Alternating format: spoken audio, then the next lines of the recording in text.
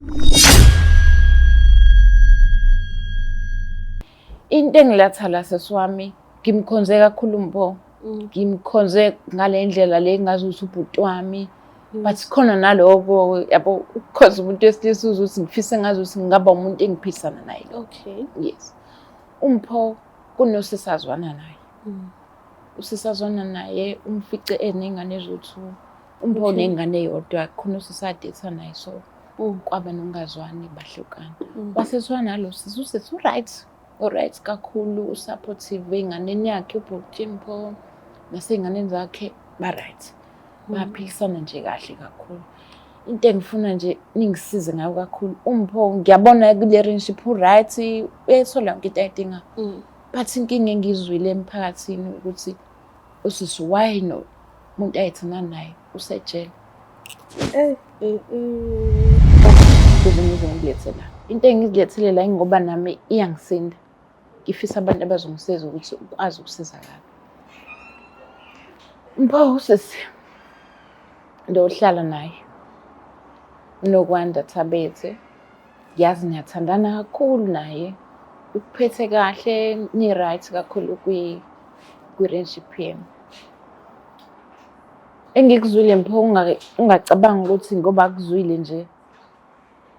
Mase ukudoubt. Ungenze usihlamba iqamba manga. Lo ngikuzwile kuyikona. Nokwanda nomuntu ayithana naye before. Yabona uSiphen benoThembe bazalo ubhuti osejele. Okade aboshwa. Ngithi ukuthi ngikhole yonke lento eshoyo. Ngoba manje uNowanda ngiyamazi. Awumazi ngokuphelele. And sengihlalile naye. Ngiyakwazi lokho. And angiboni nje ukuthi lento leyo oyishoyo noma lo zama uyifaka ukuthi iyafitha yini kuNowanda ngiyiboni nje imfitha nje ngoba. Okay. Ngiyakuzwa ukuthi uthini. Yazi lento ngishiso yini? Yeah. Ngoba le ndaba yengane ngiyasazi istory sayo. Ithini ngendlela owazi ngayo. Nowanda wangitshela mina ukuthi ubaba wengane kwaba nenkinga yize engavelanga obala ukuthi inkinga yini.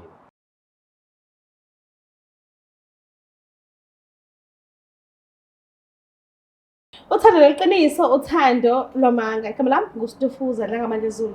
Ngumngane komsovukazi Mvuleni, ngintokazi eZalwa Mkhiza.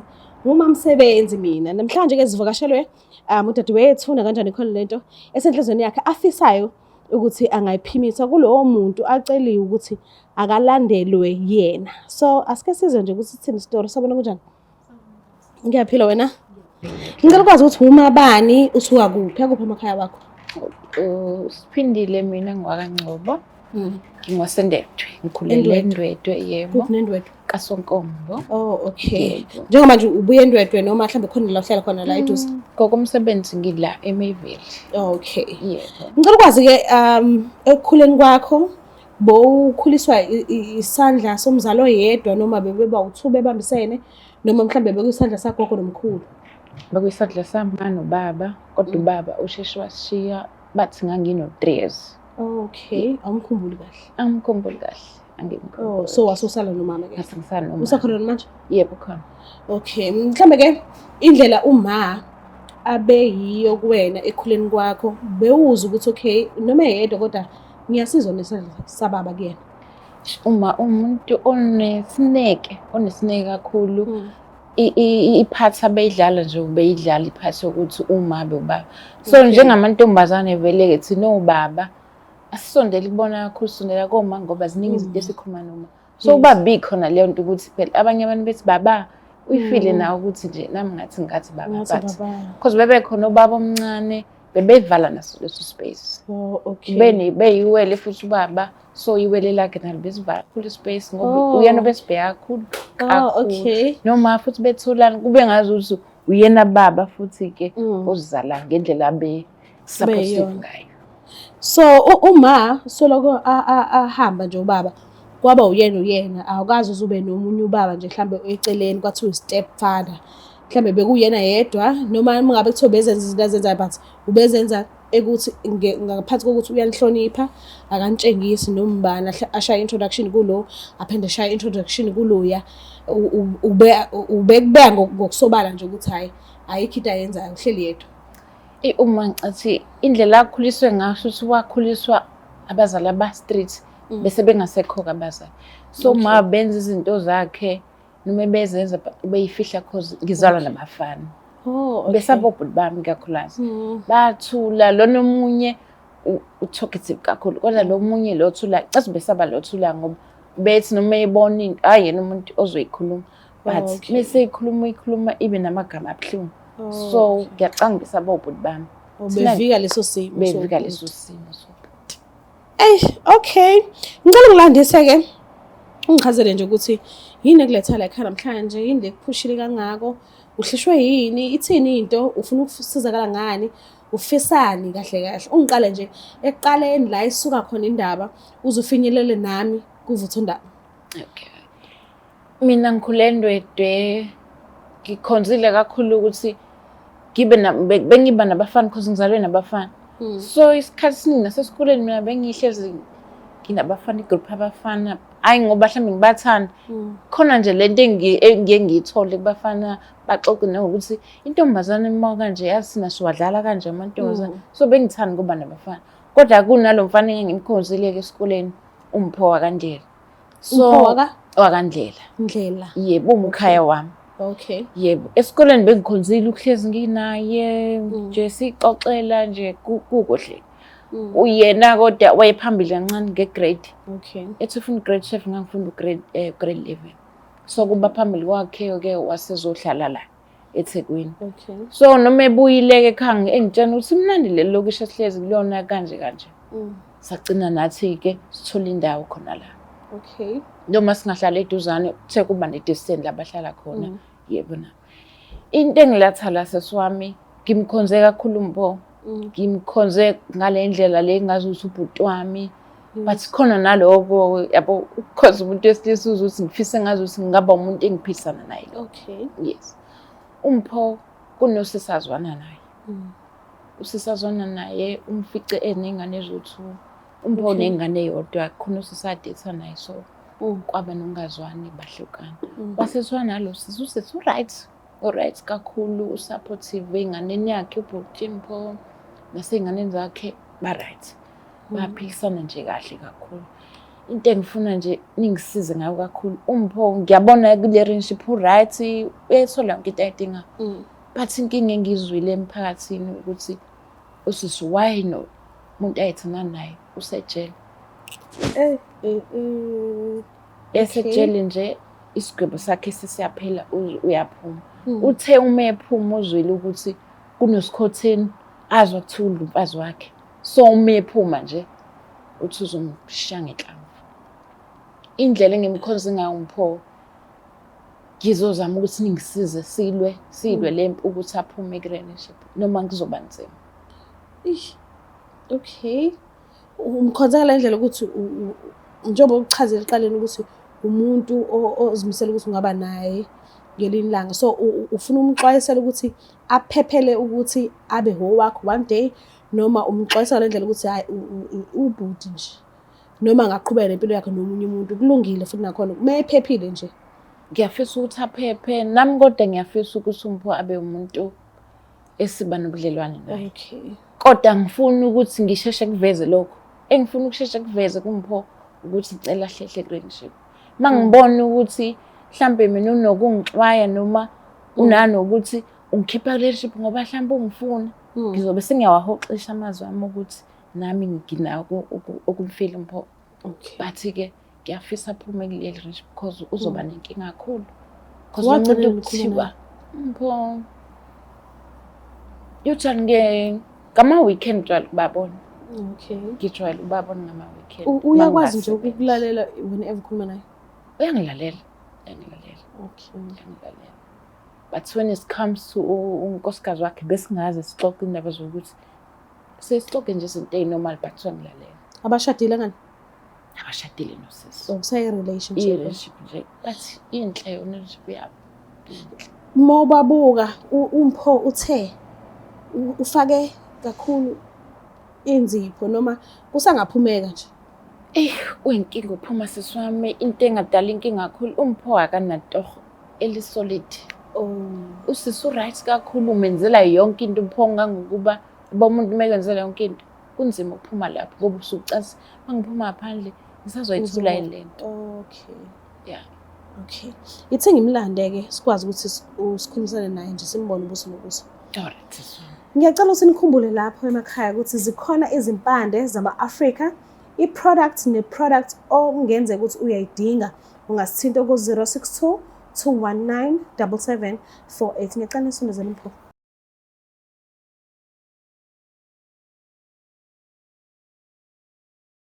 Siphinde sinamukele futhi babukeli bayo i-Black Life TV. So ubhuti uvumile ukuthi sijoyine and ngiyathemba ukuthi mesilokho sikhulumisana sixoxisana kahle kuzogcina kulungile. Ngingazi kodwa asike sithule nje sibuke ukuthi kuzogcina kuphi. Sabona kanjani? Ngiyaphila. Ngiyaphila njani? Ngiyaphila nami. Mina nguMamtolo waNdlela. Ngicela ukukwazi. Ngumpho waNdlela sir. Ndlela. Oh, okay. Uyamazi usisi Nhlanayi? Ngiyamazi mancane. Umazela kuphi? Umazi kanjani? Si-close kakhulu naye. Ngasho ukuthi umuntu onjengosisi mina sisoka ukuthi kakhulu naye. Umazi kudala. Yebo. Oh, okay. Unesifiso sokuthi akhulume nawe. Ngiyacela nje muphi isikhathi sakho umlelele ukuthi yini le afisa ukusho kuwena. Yebo. Ngiyabonga. Ngicela ukukhuluma naye. Ngisichazele uMaphindi ngokaNgcobo. Mpho ngibhalele la ekhaya ngesimo sokuthi kukhonze kakhulu.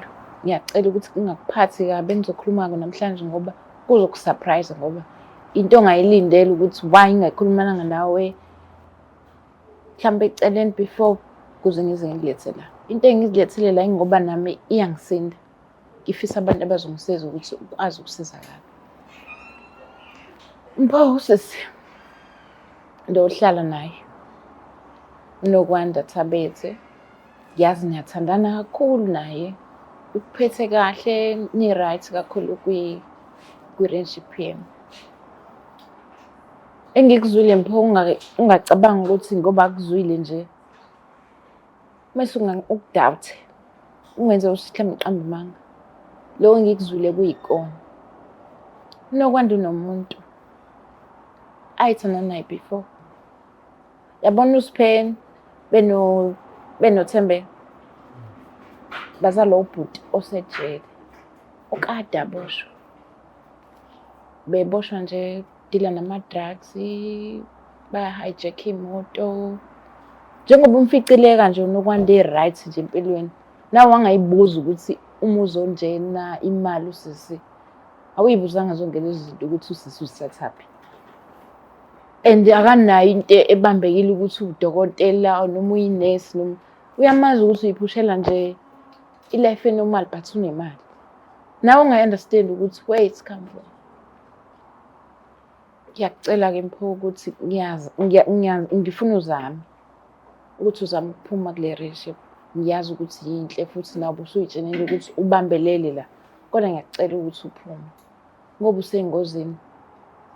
Uma ephuma lo bhuti uthe nje uzokufaka inhlamvu and uzokwenza lokho ngoba bathanda nasesineke somuntu nje omthintayo nje especially ngama-relationship umuntu wakhe lo abasuka kude naye. Ngiyacela ukuthi uphume. Understand? Ngiyamuzwa. Ngiyamuzwa usithini. Uright ngalokho? Ngeke. Ngiyamkhola? Lutho umkhaya kade umkhaya yazi ngoba kade kutshelile sesithi umkhaya siwa kude naye. Yes. Mina manje la sister into engidida ukuthi umkhaya bengayisho ngani sonke lesikhathi la. Ungani uzofuna ukuyisho manje? Futhi nakhona aqhamuka sezoyisho kuma-TV kanje. Kuyinto besingayikhuluma namkhaya ngoba ayikho into esingayikhuluma nayo umkhaya. Yonke into ngayikhuluma nayo. Okay. Nalo daba bengicathi into besingayilungisa sisodwa singaze nje sicela abanye abantu ukuthi sisize ngaphandle.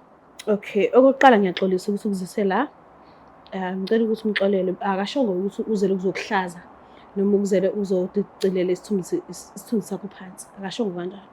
But into ayishilo uthe ngoba nakho usenhlizweni yakhe. So akafisi ukubona usenkingeni ngelinye ilanga. Bengamisi ukuthi akuhlaze. 2, kuyenzeka ukuthi umuntu uma umjwayele kakhulu, uma uthi uzama ukukhuluma naye ninoba uthi kuphela, ukakuzwele kude. Mhlambe kwesinye isikhathi just uyadlala yabo, uyajoka noma mhlambe uzitshela ukuthi ufuna ukuthi ushawe uvalo. So isizathu sakhe sokuthi aze la isona leso. So ngiyazi ukuthi unemibuzo eminingi odinga ukuthi ungambuza yona ninobabili kuphela. So ngicela ukuthi nginikeze lelo thuba lelo ubuze noma yena ufuna ukuyibuza, nikhulumisane. Ngizonishiya mina, ngizobuya kungesikhathi singanani, ngizobheka ukuthi kuhamba kanjani. But ngiyacela nje okusenhlizweni yakho ofuna ukubuza noma yini, nangu la akekho ku-TV, akekho eledweni, uphambi kobuso bakho. Sinike nje isineke sokwazi ukuthi why enekhe kangaka ngawe, why ekutshela ngoba nakho kuzise la, yabo nje into eziningi ungasamqolisi ukuthi ukuzise kumakhamera sengimxiniselile. Ngiyacela nje ke niqhubekeni nodaba, ngizobuya ngizoza ukuthi uhambe kanjani. Ngiyabonga.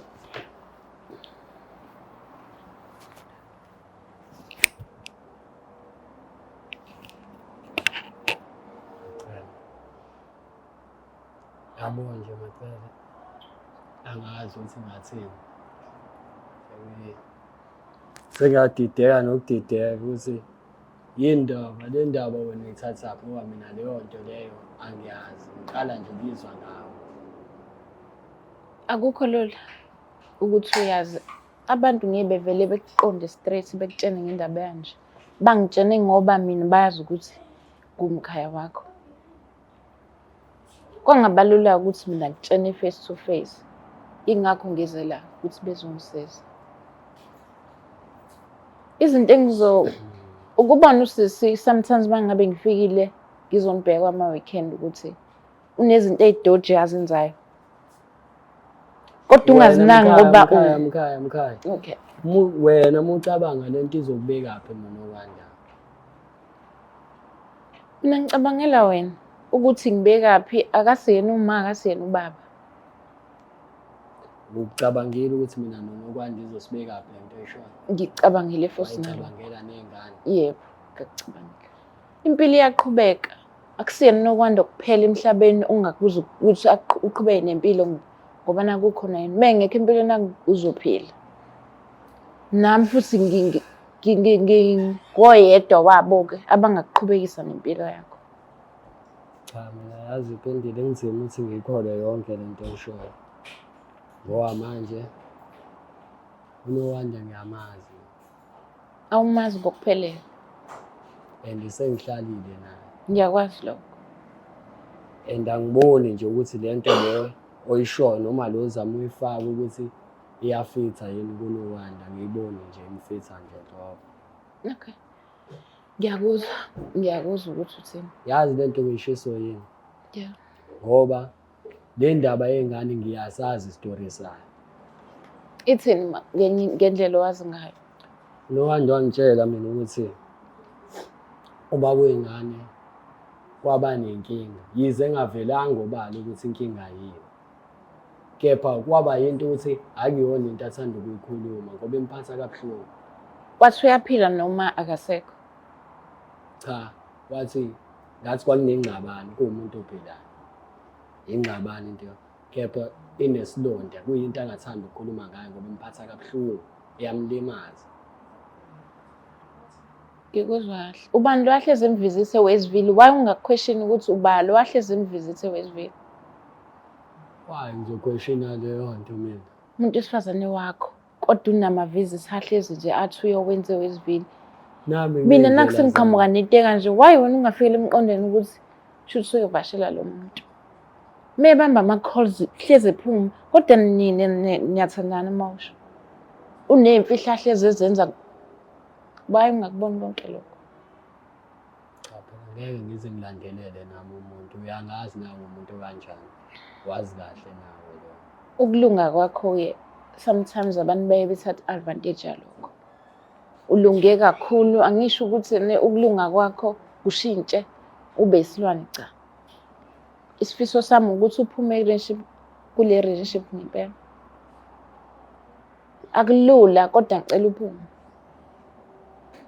Ekhaya ngifuna ukuthi mhlampe kube ngathi ngiyakuphoxa noma kanjani. Yabona ngikhaya mina bengibona engathi bekungangcono mhlampe lento uba bengizwa komunye umuntu noma ngizwa kuyena uqobo uNokwanda lento. Cathi-ke ebengayenza ngoba akulula nje ekhaya ngivele nje. Cha mose ngithatha lento oyishoyo wena sengiyifaka ekhanda ngigijima mina ngiyohlukana noNokwanda. Angazi uma yakuzwa lokho mkhaya. Ngiyakuzwa. Ngizokwenzela izinto eziningi ezama-proof ukuthi uzoyikholelwa. Wakutshela isibongo sey'ngane ukuthi ezaphi?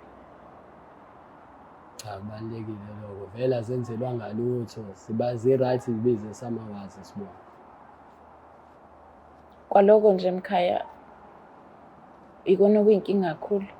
Kodwa ngizokutholela ama-proof ukuthi ubaba lezi ngane usewezivile uzophuma maduze.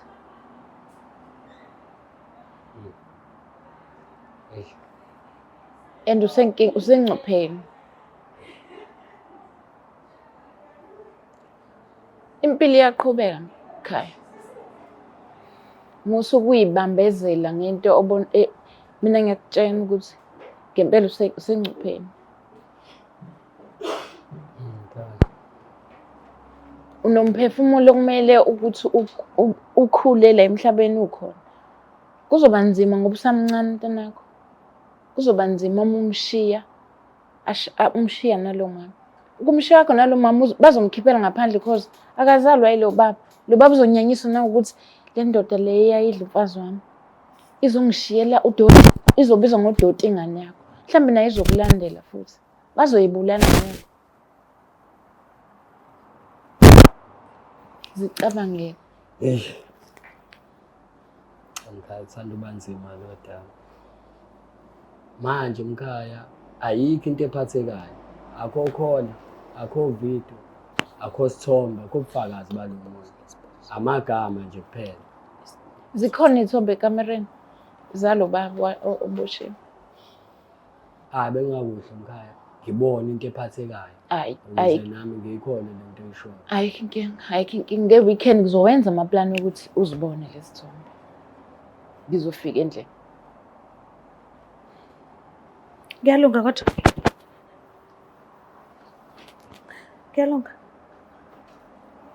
Kuyalunga kodwa noma ngibona ukuthi unawo ama-doubt. Okay.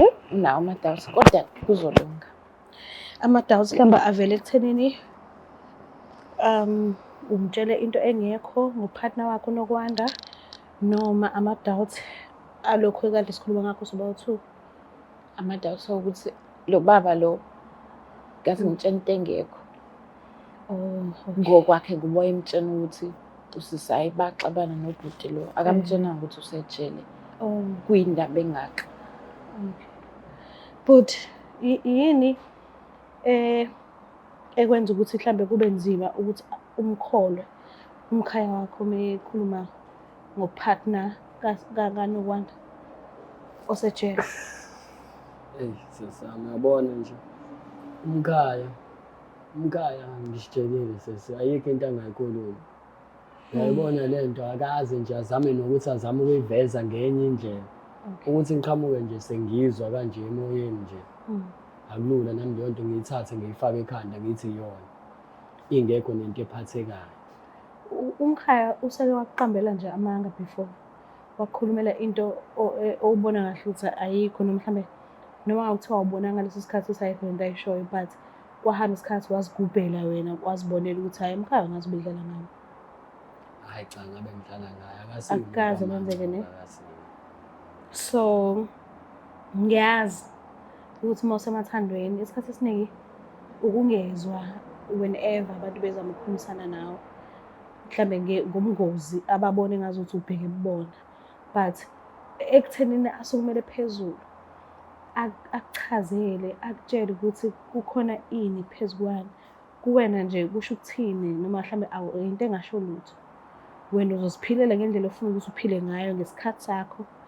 Awunandaba nokuthi umkhaya uthini. Lutho. Umkhaya ubalulekile uvo lakhe kodwa ngasho ukuthi kulesimo lesi kuzomela ngiqale nami ngizame ukwenza noma investigation ngizame uba Okay. khona into engiyitholayo Uzibhekele ngingavele ngokwakho. ngithathe amagama akhe nje ngoba naye unobanda ngiyamthanda and Okay. yabona umuntu wami ngakulula nje ngivele ngithathe izwi nomuntu wangaphandle thina Okay. sibe sihlangene ngento. Okay, ngiya-understand vele umuntu ofanele umlalele umuntu wakho, hayi omunye umuntu. But sengiyazibuzela nje. Umkhaya awukazi angisho manje sikhuluma soba kuthiwa akekho omunye umuntu. Ne? Umkhaya awukazi uzumbuke ngalawo mehlo nje ukuthi owesifazane u-right,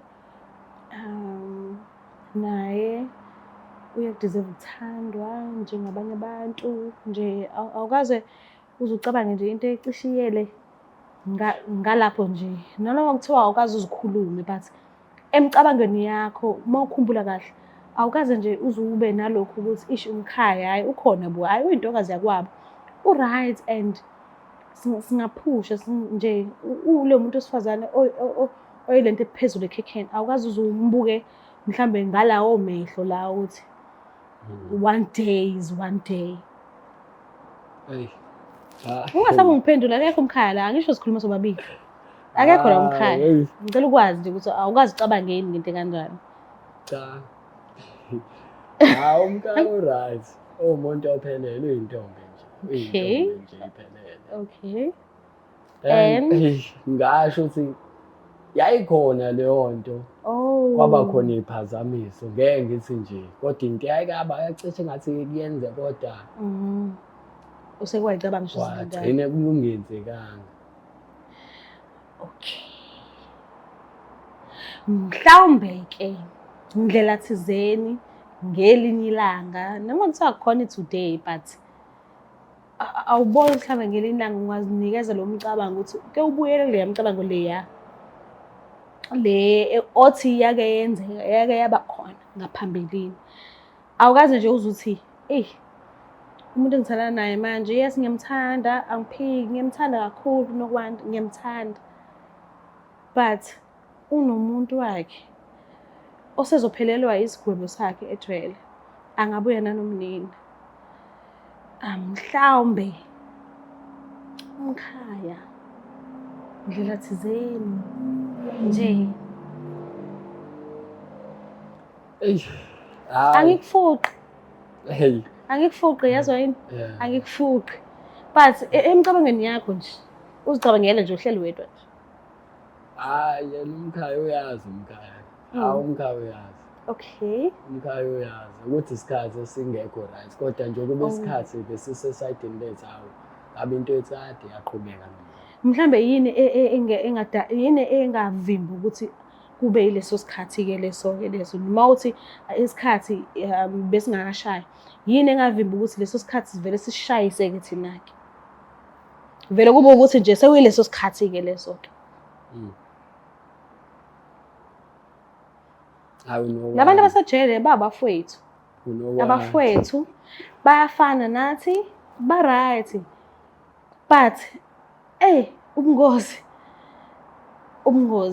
nanokuthi nje asukumele phezulu abe nendaba yokuthi akatshela umkhaya wakhe ukuthi hayibo uvula amehlo lo muntu onaye unomuntu wakhe osejele and isigwebo sakhe sesizophela okungenzeka ngabuye nanomnini so lo muntu onendaba nawe azasuke abhalele kwishow ezobukwa abantu abangaka okusho ukuthi na kanjani unendaba nami okusho ukuthi lo muntu uyangithanda okusho ukuthi ngisenhlizweni yakhe mina so ukunginakekela kwakhe angicabangele because bengathula ngasho lutho abone ngezinto sezenzeka fine bangcwatshiwe abantu kwenze lezo zinto ezenzekile balimala abanye bangcwatshwa yes vele into eyenzakalayo kodwa ayijwayeleki kodwa into eyenzakalayo sonke siyazi ukuthi ngeke sihlale emhlabeni kunaphakade sonke sendleleni sizohamba nathi nesesesikhathi sizoshaya kodwa umuntu ozixaka ngokuthi angivikele lo muntu ngibonisa uthando kusho unendaba nami so akwazi ukuthi sikwazi ukuthi sivele sishayise leso sikhathi leso ebesikade sisibukela le kude sivele sesibukele la manje. Lesimanga sokuthi ube nendaba nami umkhaya ungicabangelile okusho ukuthi ubonisa uthando. Angikuphoqi. Hayi yebo umkhaya uthando ngiyalibona unalo bandla and kade laba khona ngiyalazi. Oh uyalazi kanti? Cha sengisho ukuthi Ahleka mamsebenzi. Okay, qhubeka. Sengisho okwamanje yabona nesimo esikusona akuyona into engavele ngiyigagamele manje. Okay. Ngoba nawe ngeke ukuthi usanda ukuze ukuthi umuntu osophila naye iminyaka mhlawumbe sekuyela ngisho kowesithathu unyaka. Yes. Uze ukuthi unomuntu Yeah, ngeke ugxume vele. Mina kahle kahle ngisakunesimo lesi ngisabamba kayeka kulento bengitshela wena umkhaya ukuthi Okay. ngempela ngabe kwenzakalani. Lokho sokubona ekuhambeni kwesikhathi angeke ngisho ukuthi into esoyibona ekuhambeni kwesikhathi. Oh into willing uyibona kodwa. Asikayi silungise le nkinga esisapho. Yes, ngiyayizwa le nkinga le, ngiya-understand, ngiyavuma. But willing yini kuyibona le eyamkhaya? Nanoma kuthiwa akuyonto yamanje, fine, but willing na? Nxa sengiphazamisile busathi ukhuluma nomkhaya. Cha. Ngicela ungidedela, ngicela ungishaye ngazuza ngikho mina. Kade uthi ukhuluma nomkhaya. Mkhaya. Uyazi wena mkhaya. Wena wazi kahle ngabe ngidala ngawe wena uyazi. Yes. Ngawezwa wazi kahle. Suka kude kabe nawe. Inhliziyo yami nawe iyodwa. That's good. Sephuza umfulo owodwa simunye mina nawe. That's good. Hayi ngoba lokho kwenzekile ngingasho ukuthi kungijabulisile. Kuma side omabili akungijabulisi kodwa ke ngijabulisa ukuthi uzophuma lapha ukuze nami ngikwazi ukuthola ichance ukuthi ngibe nobudlelwane nawe. Yes. Akungijabulisi ukuthi mhlawumbe uzodaza inkani uze ngempela ushona phambi kwamehlo ami ngibe ngikuwonisile. Ngiyacela. Hayi Ngabe ngiyakuthakazela uma ukuthi ithakazelo zakho ngisayikhumbula sekukudala. Baba sibonga. Wandlela. Undlela kaba. Kasompisi noma undlela kaba yini? Oh ugodide mina. Okay, uzula ngisho. Godide. Ngiyacela. Hayi mkhaya. Mpethu abadala.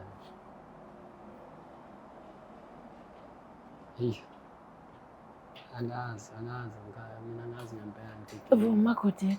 ngididekile phezu kwalento ade uyikhuluma manje seqhamuka olunye udaba mkhaya yabona engathi bese ngaqala sithi ukuthi siqale ngokuqala okunye nokunye sokubona ekuhambeni kwesikhathi angikho kude kunalento oyishoyo kepha ngithi asiqale sibone la usikwenzakalani Wendlela. Ngiyaxolisa ukungena but yabo mesiphila emhlabeni akekho umuntu owaziyo usuku lakhe ayoshona ngalo. Akekho. Sonke sibona ngama surprises. Ukuthi awusiboni bani sehambile. Ukuba sonke siyazi ukuthi sizohamba nini. Ngabe sisheshe senze izinto eziright kuthi labe sobashiya singabashiyi besenkingeni. Ngoba ngabe sazi ukuthi sizohamba nini. Kodwa uGod wenza indlela thizeni ukuthi singazi. So ithuba nethuba oltholayo fanele ulibambe ngezandla zombili ngoba selikhona selifikile. So mawuthi yes ngiyakuzwa ukuthi uthini kodwa okwamanje asiqale sinakeni lokho. Kungenzeka ngelilanga umkhaya kudlule nje umuntu edlula ngeshoti uthola ukuthi uzodlula nje uzibika ngendlela umkhaya azoyizwa ngayo engcono.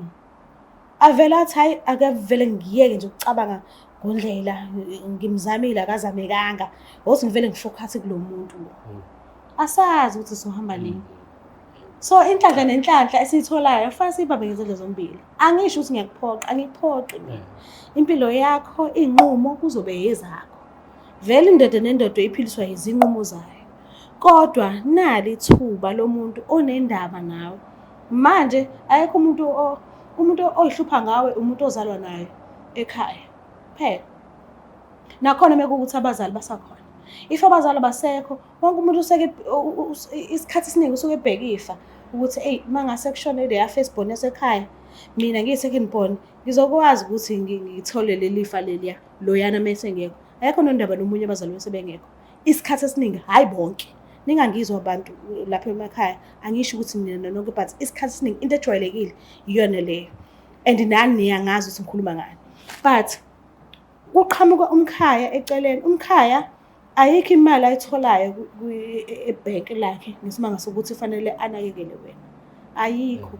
Ukwenza lokho ephoqwa isineke sakho, ephoqwa uthando akuthanda ngalo. So njengoba akaphushwanga muntu ukuthi akazokuxwayisa ukuthi kwenzakalani, uphushwe uthando phela analo ngawo. Unendaba nawe, unesineke nawe. So ngiya-understand uma ukuthi akomanje asike sifocuseni kwalokho nokwanda. Ngiyazi ngiyenzeka ukuthi kuyakucindezela enhlizweni because nokwanda uyamthanda, unaye kwi-relationship, ngiya-understand. Angilwi mina and angikuphoqi ukuthi ufocuse kumkhaya. But uyezwa nawe ukuthi kuzo isichotho laphaya. Okungenzeka ukuthi singamuka nawe. Nangu umuntu la obonisa ukuthi uyakunakekela, uzokunakekela, obonisa ukuba nendaba nawe, obonisa uthando. Angiphoqi. But uthando. And ufika wodwa. Hayi iqinise impela la. Hayi. So lesixoxo sinemkhaya. Okay, nini? So xoxa. Angisho ukuthi masiphuma la nje. So fika phambili sesitedile thina kodaba le. Oh, okay. Uzilangani? That's nice. Thanks, God. Umsebenzi. Ay, no, ngiyeza, ngiya-understand futhi ngiyajabula kakhulu. Lesi sineko naso nje awe ma. Mkhaya, unayo inamba yami mfethu, ngiyacela ungitshele ukuthi ingxoxo yeni mase niphuma la ihambe kanjani and kwenzakalani, ngiyacela. Ngizokutshela yonke ama-detail. Ngiyabonga Ndlela, ngiyabonga kakhulu isineke sakho, ngiyabonga ukuthi ungilalele ukuthi besibize ngani, ngiyabonga nje ukuthi uxoxisane nathi, waba nesineke nathi, wasiza ukuthi besifuna ukuthi ngiyabonga inhlonipho nje usinikeze yona, ngiyabonga kakhulu. Khona insizwe ezothi mina ngiphila impilo yami, ngeke ngize ngitshele omunye umuntu ukuthi ngiyenzeni. Kodwa wena usilalelile, ngiyabonga kakhulu. Ngiyabonga. Mbuka lapha ekhaya nizibonelele nami ukuthi phethe ngani. Ngiyathemba mina ukuthi ayizohlangana into right. Kuzohlangana kusazoba right, kusazoba mnandi. So ngiyathemba ukuthi nani lapha emakhaya niyabona ukuthi if uhlala ekhaya uvale la ngeke uzosizakala. Phuma ukhulume, ubeke izinto phezu kwetafula. Ukaleke ukuthi okay kuphi okusinda mhlambe kangcono kunokunye. Ngeke focus ekona kunokuthi ungavala umlomo uthule. Akekho umuntu ozokusiza ukuthi uthulile. Yebo. Uzosizakala only if uyakhuluma because uNkulunkulu wenza into eyisimanga. Inhliziyo eWi-Fi ngaphakathi komuntu. Ayekho umuntu obonayo ukuthi inhliziyo icabangani noma ingqondo icabangani. Kufanele wena uze ukhulume ukuze uzothola usizo ukuthi udinga usizo. Ngicela ngakhohle ukuthi lapha kwa Black Life Pharmacy ikwimpande zama-Africa akhona ama-products. Nothi khona i-product oyidingayo ngasithinta ku-062 219 7748. Ngiyacela ukuthi ungakhohle ukuthi subscribe, like, share, ngithanda kakhulu. Bye. Black Life Traditional Pharmacy izimpande zama-Afrika.